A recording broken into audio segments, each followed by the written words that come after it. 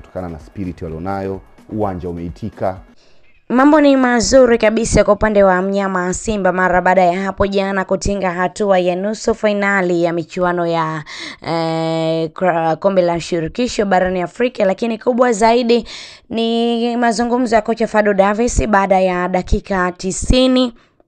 za mchezo ambao zilipelekea pia hadi matuta. Moja ya kitu ambacho amekizungumza ni wanahitaji namba 10 ambaye ni mzawa ambaye ataenda kuwasaidia ama kuongeza nguvu katika kikosi cha Simba, lakini namba 10 ambayo inatazamwa kuja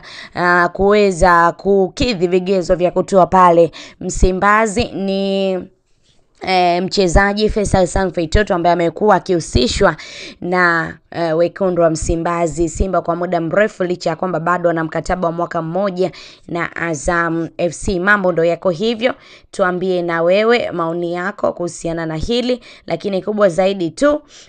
unadhani Faisal Salum Feitoto ataenda rasmi katika kikosi cha mnyama Simba, na unadhani ni muda sahihi sasa wa Faisal kucheza upande wa pili mara baada ya kuondoka katika viunga vya Dar es Salaam Young Africans? Tuambie maoni yako, lakini kubwa zaidi usiache kusubscribe katika YouTube channel yetu ya Mtanange TV.